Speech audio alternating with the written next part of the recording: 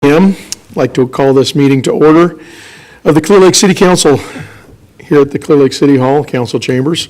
Tonight is July 6th, 2023. It is 6 p.m. Madam Clerk, can you call the roll? Councilmember Kramer. Here. Councilmember Slotin. Here. Vice Mayor Claffey. Here. Mayor Purdock. Here. And Councilmember Overton is absent. Mr. Kramer, would you lead us in the Pledge of Allegiance? I'd be honored. Mayor. I pledge allegiance to the flag of the United States of America and to the republic for indivisible, with liberty and justice for all. Thank you all. If I could just ask to remain standing. We just had a nice celebration of 4th of July, celebrating the country's independence. If you could just reflect on that, think of the great accomplishments that we've made, the great things that we've done, not just in these United States, but as our citizenship in the world. Thank you.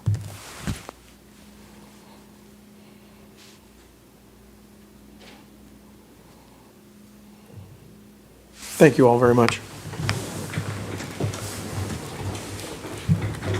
Mr. Floor, any changes to the agenda? No modifications, Mr. Mayor. I move that we adopt the agenda as presented. Second. A motion by Councilmember Slotin and a second by Councilmember Kramer. All those in favor signify by saying aye.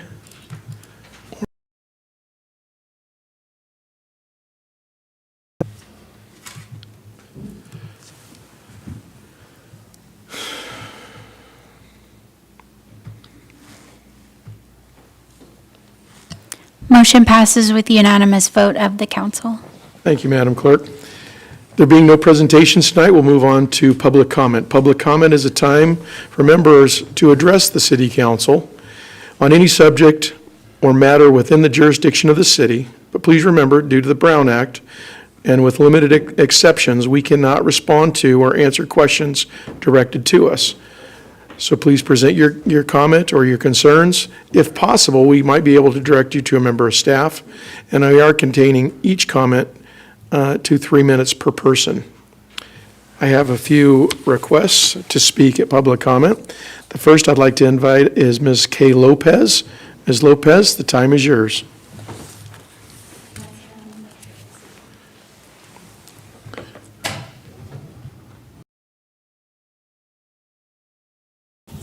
We won't start the time till everything's good. Yeah, wait until I sit down. Okay.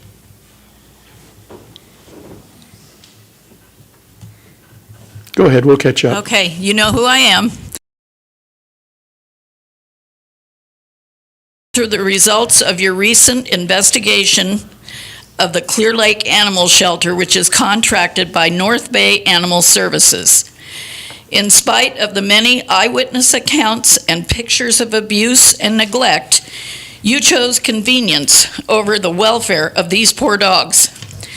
You have stated to reporters you don't want to lose the contract with North Bay and will no longer allow the public in areas of concern.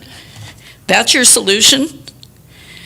During this investigation, you assured the witnesses that they could come forward and their testimony would be kept confidential. You then made public every witness's name and exactly what they said, word for word. Whoever made that decision to betray these witnesses is not fit for public office. Your investigation appears to be an attempt to tap dance around a very serious issue you don't want to deal with. And your decision to not allow public viewing of your shelter confirms that with me. This is exactly why I was hesitant of the city investigating the city. I believe an outside investigation would be a better option. We came to you hoping for a solution, and that didn't happen. Instead, you locked us out. We will not go away until we know these dogs are finally cared for as required by law. The many attempts to have a sit-down meeting with you has fallen on deaf ears with no interest. It seems you have forgotten you're there to serve, yet all we're hearing from you is your 3 minutes are up. You are forcing us to take other avenues, and you better believe we will. We're trying to work with you, with us.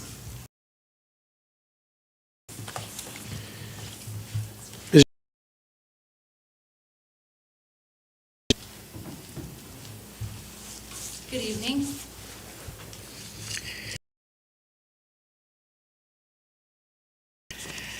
My name is Jean Yanich. I'm here tonight on a follow-up to the June 1st agenda items regarding North. Lack of action. No progress has been made. Number one example, how many citations have been written in the past month? Number two, has the person that was supposed to handle the local needs of our community been trained? Is she back to work? Are they being spayed and neutered? My understanding up to 6 months. These adoptees should be contacted for spay or neuter. Recently, observed her neighbor's hoarding situation. She also observed a large dog tied inside of a crate with no food or water. And North Bay Animal Services. No. I recommended to her that she contact Mr. Peterson said he doesn't oversee the animals. He only did a report at the request of the Clearlake City Council. Who is in control of the animals? Who is watching? I appreciate Ryan Peterson's effort in this report, but it was biased, slanted, misleading, and inaccurate. Example, of the $60,000 that they said they spent for vet care, over $20,000 of that was a past due amount.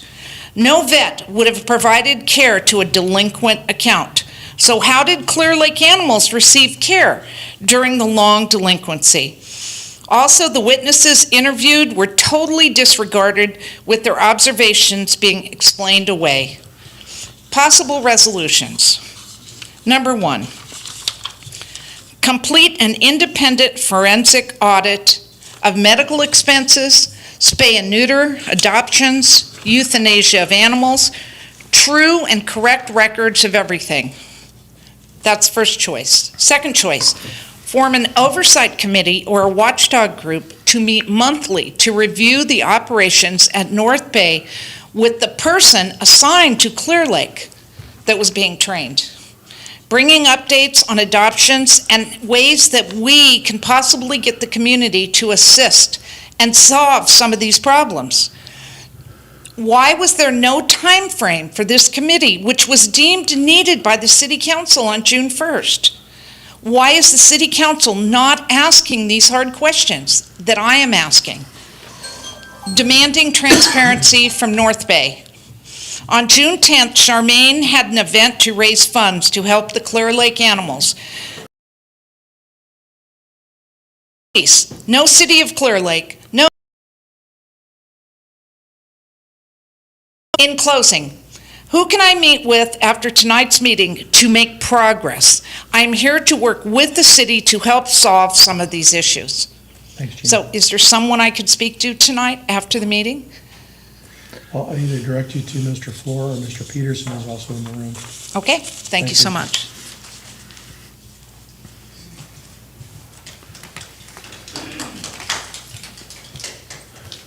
Next, I have a request from Christine St. Clair.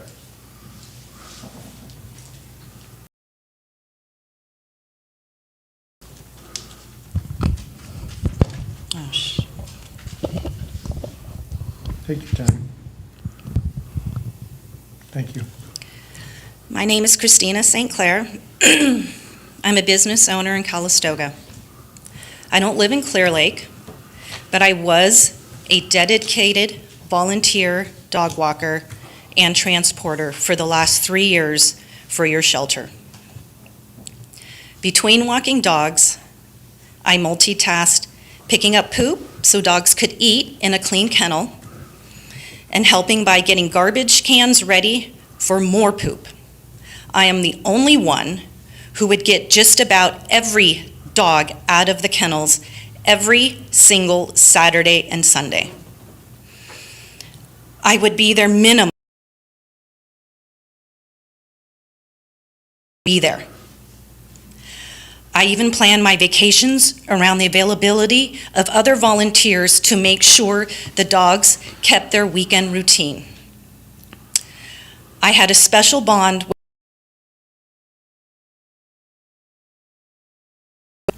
On March 22nd, I was told I wasn't allowed to walk anymore. No reason given. Coincidentally, it was around the same time as I had been emailing Chief Hobbs and Joyce Overton with my pics of inhumane conditions at the shelter. I can't help but feel like it was retaliation for my speaking up. What kind of organization would do this to a dedicated volunteer? Where is the so-called compassion for the dogs? I reached out to Mark for an explanation, and he wanted to meet me in person, which made me very uncomfortable. I emailed him back saying I wanted to talk through email so everything is on record. Never heard back from him again. To this day, I was never given a reason of what I did wrong or a chance to come back.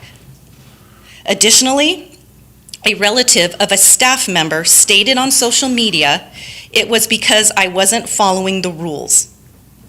Unprofessional of staff to do. Time and time again, dogs are the ones suffering and paying the price for North Bay/Mark's ego. When will there be an update about the changes they were supposed to make, like the 2 weeks deadline for North Bay to remove all the dogs from the warehouse? That was on May 16th. It's now July. When will there be transparency? Thank you. Thank you. Weldon.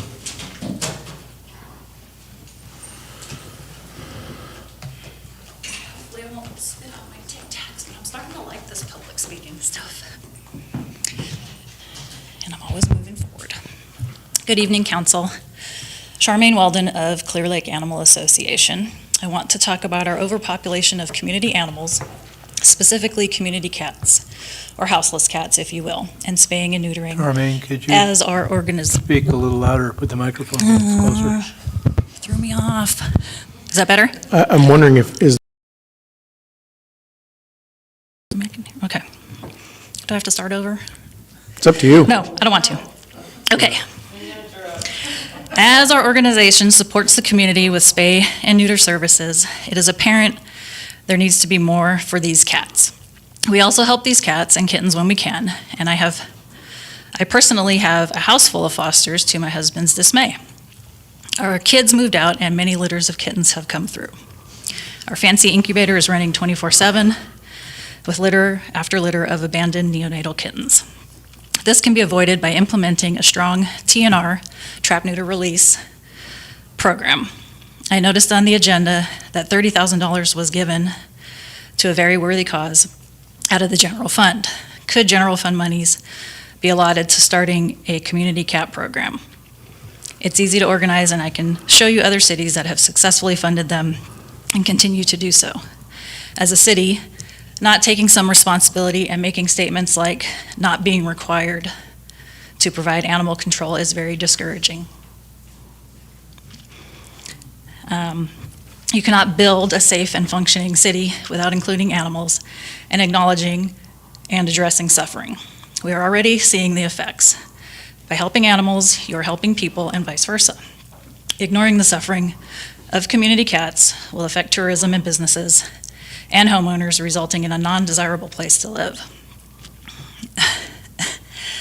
by starting a TNR program for cats would allow resources of nonprofits like ours to focus on spay and neuter of large dogs, which is our priority.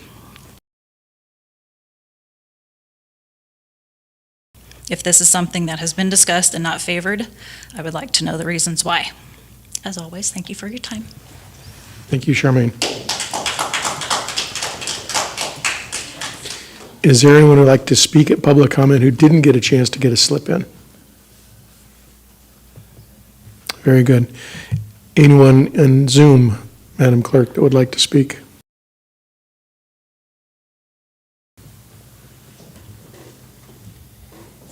There are no hands raised on the Zoom, Mr. Mayor. Thank you, Madam Clerk.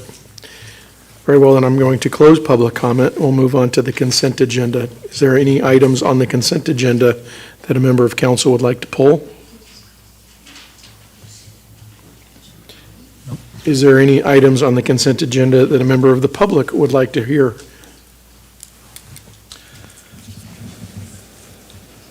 Seeing none, I'll bring it back to council for action. Mr. Mayor, I would like to make a motion to approve the consent agenda as presented. Second. A motion by Councilmember Kramer, a second by Vice Mayor Claffey. All those in favor of approving the consent agenda, please signify by saying aye and vote electronically.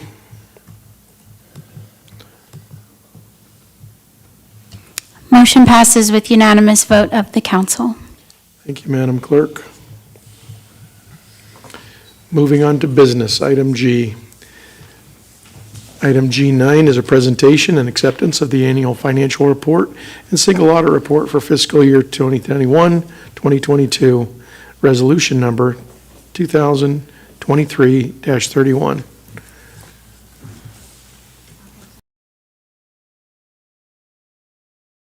Ma'am, council is being asked to adopt resolution number 2023-31 to accept the fiscal year 21-22 financial. The city contracted with Van Lant and Fank and all 21-22. Brett Van Lant performed a field audit at the city in February of this year and concluded the formal audit on May 31st. Per the final audited financial the CFA showed that the city spent $7.4 million in federal grant funds in fiscal year 21-22, requiring the city to have a single audit done of the federal grant programs. Brett Van Lant also performed the single audit, which was completed on June 30th. For each audit, there is only one finding of deficiency in internal controls related. Noted that these audits were delayed for a variety of reasons, including changeover of personnel in the finance department and carryover issues from prior fiscal years. The audits completed and fiscal year 22-23 ended, the finance department is working diligently to reconcile the accounting records and prepare for the fiscal year 22-23 audit in the normal audit cycle. Staff recommends adopting resolution number 2023-31 to accept the annual financial report and single audit report for fiscal year 21-22. Brett Van Lant is joining us by telephone to do a quick review of the audits, primarily of the single audit, as the city has not been required to complete a single audit in a number of years. Before Brett gets started, I'd like to acknowledge Crystal Melanson, who is here with us tonight. Crystal stepped in to provide grant support to departments in September of 2022 and then officially accepted the management analyst position in March of this year to monitor grant compliance for the city. Crystal has been working with Lori Adams of Adams Ashby Group to put together internal controls to help manage as we ramp up to take on a number of projects funded with federal grant monies. Lori Adams has also joined us tonight virtually. I'd like to express my appreciation to Crystal and to Lori for their hard work monitoring grant compliance and the resulting single audit report that showed no findings to be reported for federal awards and question Van Lant and Fank take it from here. Thank you. Thank you. Yes, thank you, Kathy. Good evening, Mr. Mayor, members of the council. My name is Brett Van. For the fiscal year ended June 30, 2022, we've issued our reports on the financial statements, and financial statements received an unmodified opinion, which is a clean opinion, meaning there were no departures from generally accepted accounting principles. In addition, as required by the uniform guidance, the city's federal expenditures exceeded $750,000 in fiscal year 22, which required a single audit, which is an audit specifically of grant compliance with federal grants.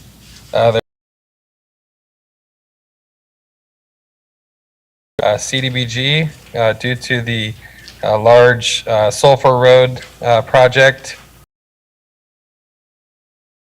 and also some code enforcement funds that were also used for CDBG funds. There were a very detailed testing that goes into performing single audit for compliance with various areas that are generated by the uniform guidance, which is issued by the federal government. So not having a single audit in many years for the city, it was very, very clean from my perspective. So I'd just like to thank Kathy and Crystal and also Ms. Lori Adams for their help in finishing the audit, or providing the documentation that we needed for us to finish the audit. So if you have any questions regarding the financial statement audit or the single audit, I'd be happy to go over those now. Thank you, sir. I appreciate your report and presentation. Any members of the council have questions for staff? Thank you very much. Thank you, sir. And thank you, Crystal. Thank you. Moving on to item 10. Consider, oh, I'm sorry, you're right. Is there any comment from the public on this item? Any comments from anyone on Zoom, Madam Clerk? There are no hands raised on the Zoom, Mr. Mayor. Thank you. Bring it back to council. Mr. Mayor, first of all, I would like to also thank Kathy and Crystal for your hard work in preparing this. It's great that it was a clean audit. That's amazing. So, saying that, I'd like to make a motion to approve resolution number 2023-31, a resolution of the City Council of the City of Clearlake accepting the annual financial report for the fiscal year 21-22. I'll second. A motion by Councilmember Kramer and a second by Councilmember Slotin. All those in favor signify by saying aye or nay if you're opposed.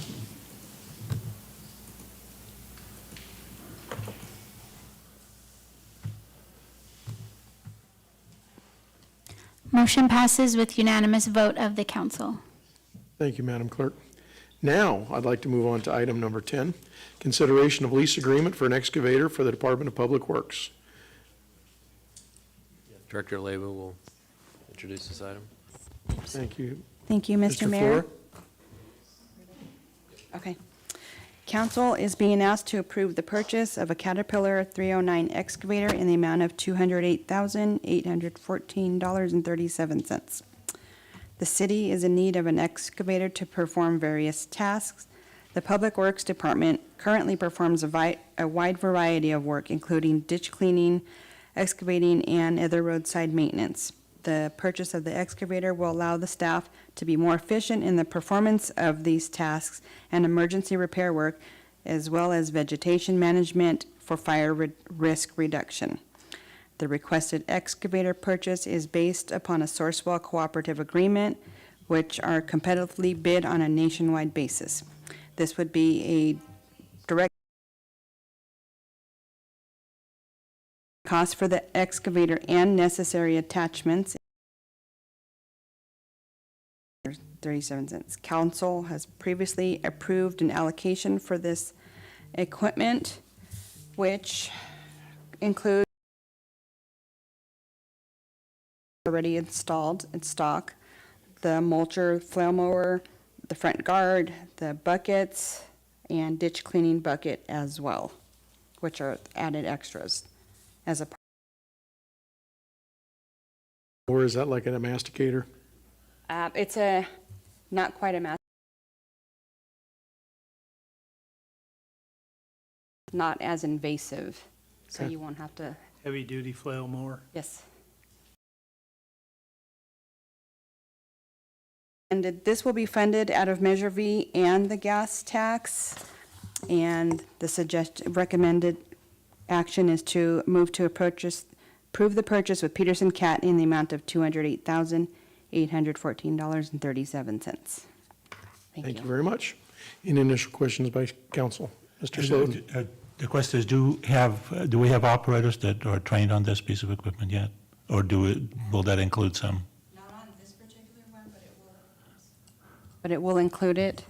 Okay. Any other questions for staff? Seeing none, I'll open it up to the public for comment. Anyone wishing to comment on this item, please step forward. Seeing none, any comments on Zoom?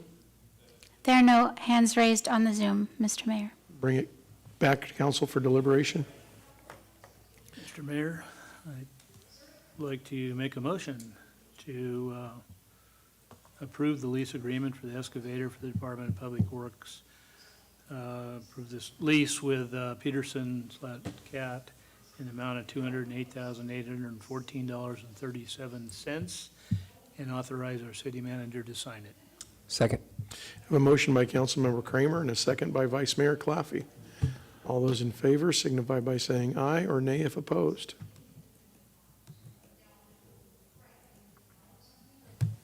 Aye. Motion passes with unanimous vote of the council. Thank you, Madam Clerk. Next item, item number 11, is consideration of updates to the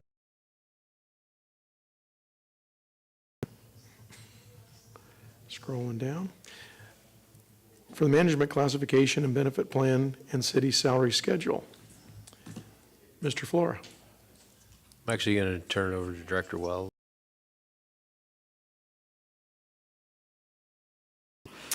Council is being asked to consider changes to the management classification and benefits plan. In 2018, council adopted an update to the management employees classification and benefit plan.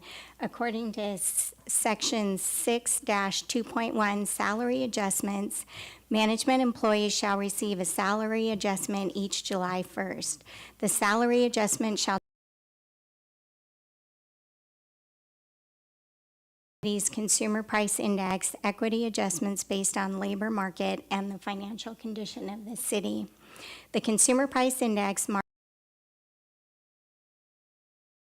the council in previous years include in 2019 a 1.9% increase, in 2020 a 1.5% increase, in 2021 a 2.6% increase.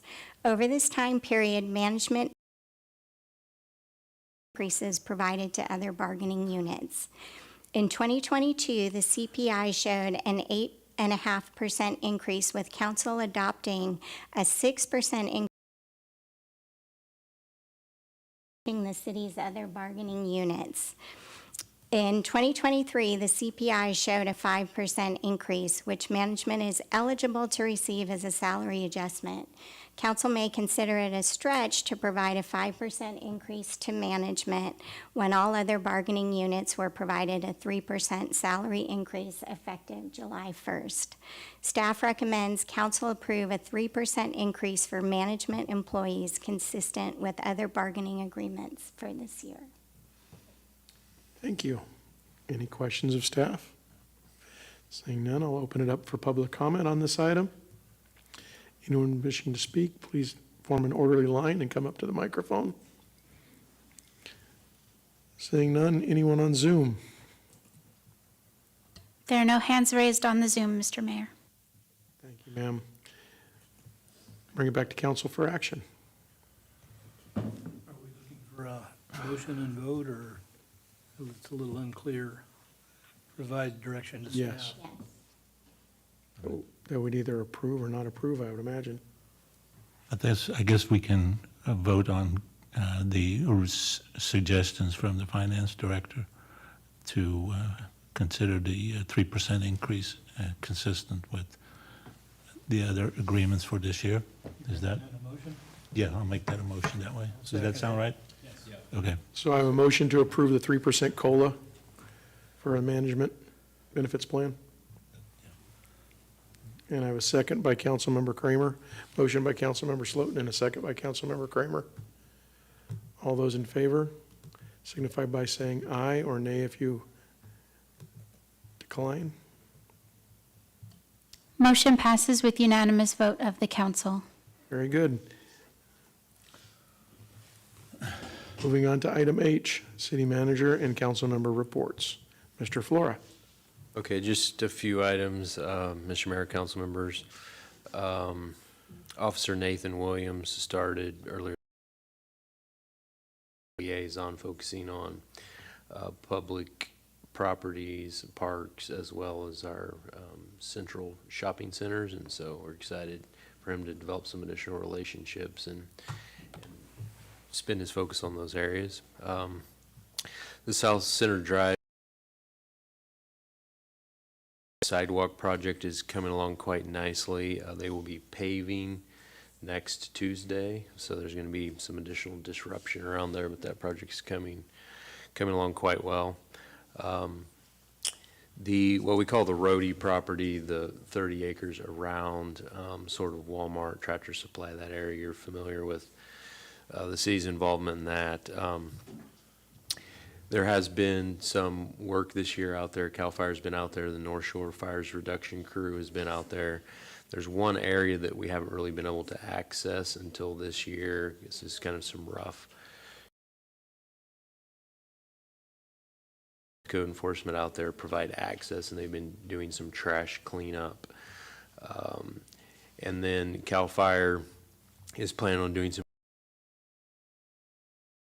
site. And I was told by code enforcement today that they may start doing some controlled burning as soon as tomorrow. So exciting to, go ahead and continue to see progress on that property. We've had a lot less fire starts and issues in that whole area as a result of the work that's been done over the last few years. And then the final thing I wanted to talk about is now that the council approved the contract for the City Hall renovation project, the contractor is prepared to start on the 17th of July, so quite quickly. And so most of City Hall, our plan at this point is we will be closed next Thursday to move over to Woodland College, and so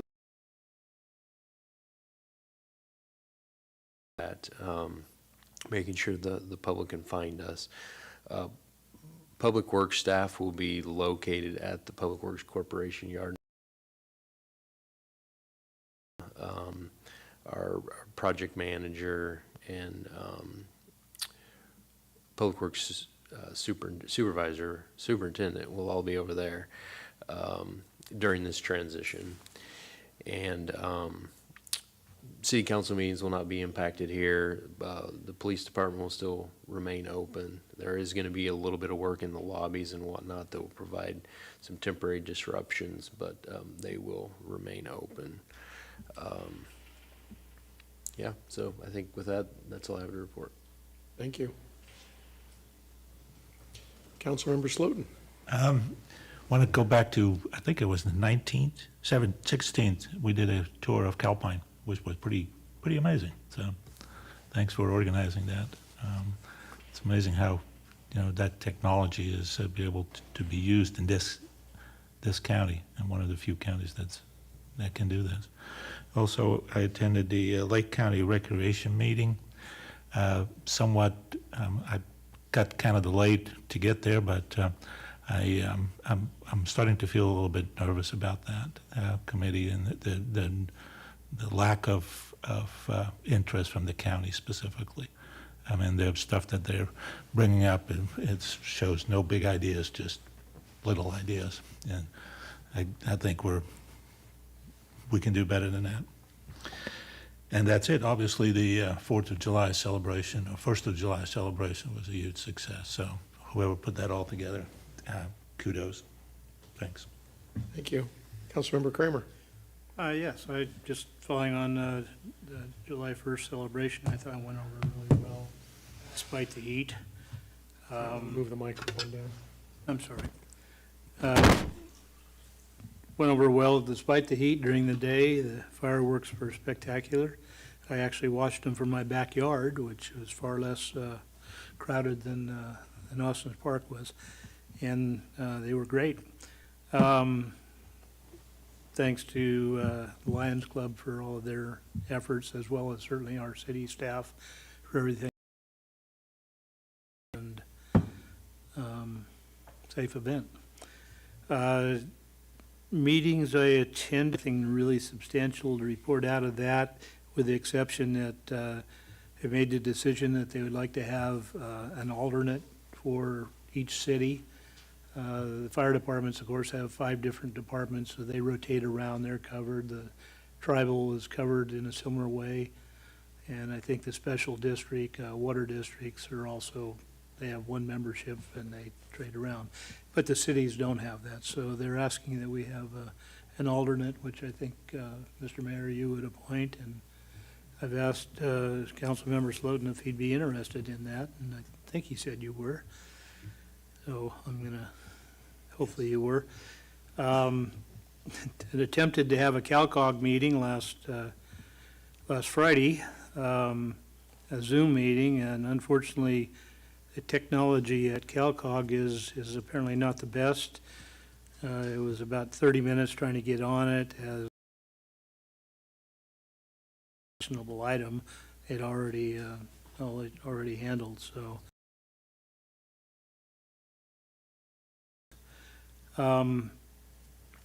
The Chamber has our monthly dinner this coming Tuesday, July 11th at Twin Pine.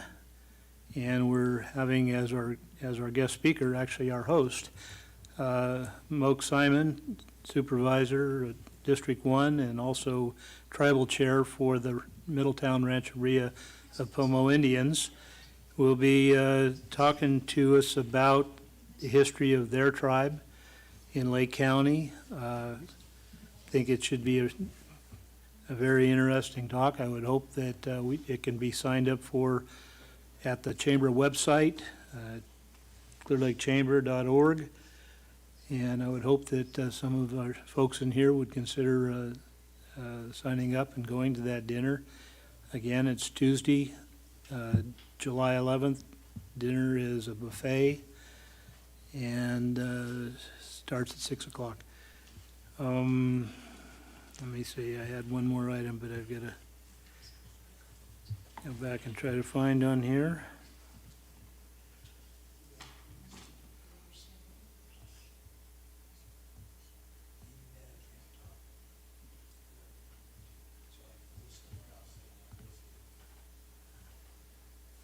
Well, I guess it was our RA meeting that I was thinking of.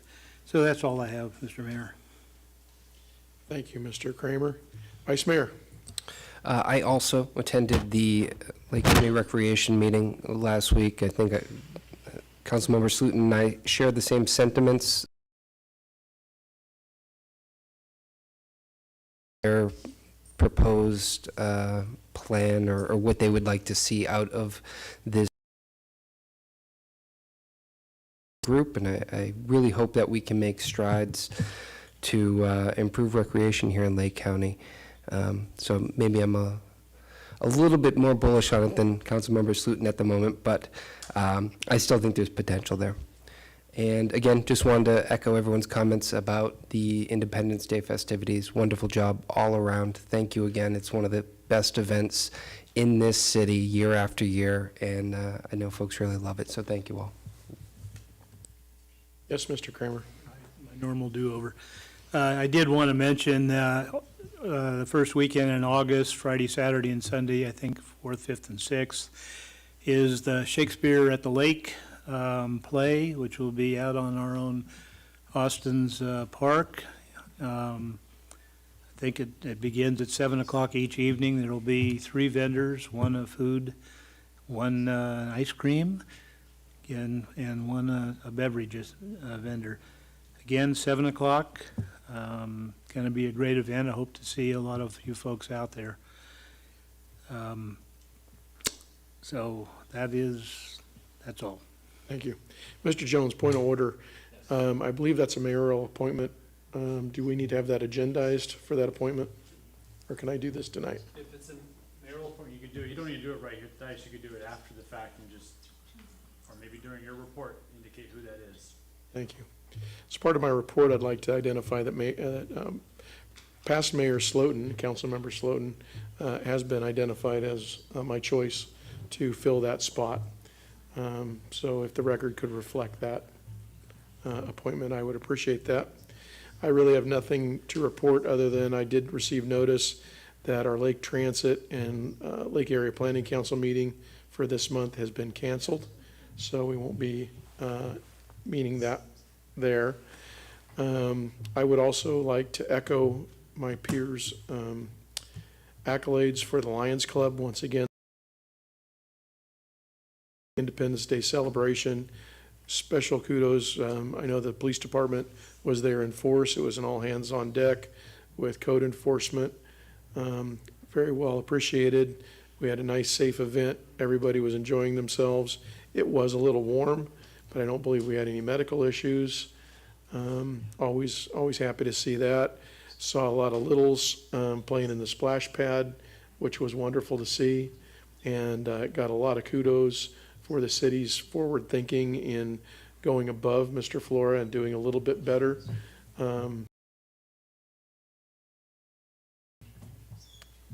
So again, thanks to staff, thanks to our police department for a great, another great celebration.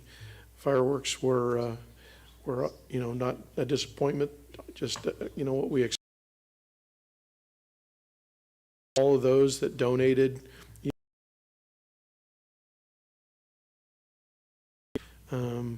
Again, by far, I think one of the better displays around the lake.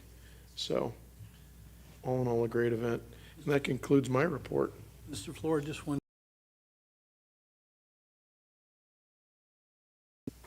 It held up just fine. I don't think there's any issues, yeah.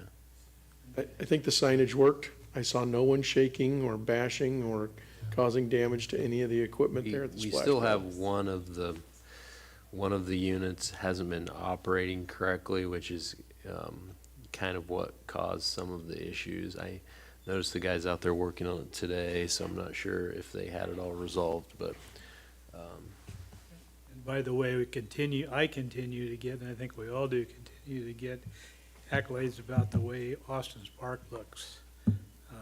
Again, it's the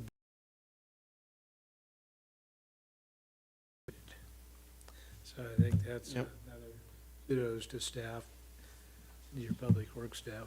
Yeah, definitely the best I've ever seen it. It's something to be very proud of, and I'm looking forward to seeing what we can put together at Burns Valley for that project. Get our kids a nice ball field to play on.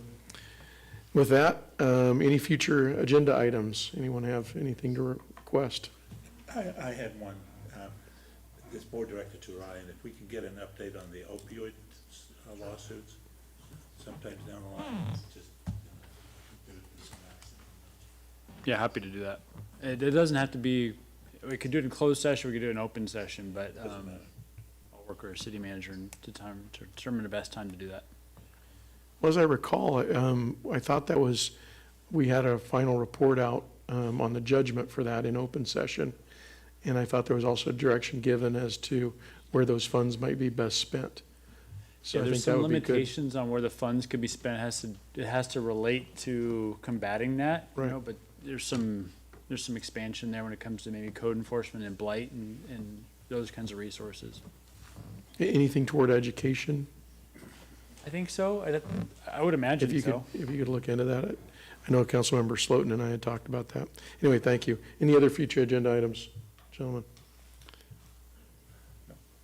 Very well. Then we stand adjourned.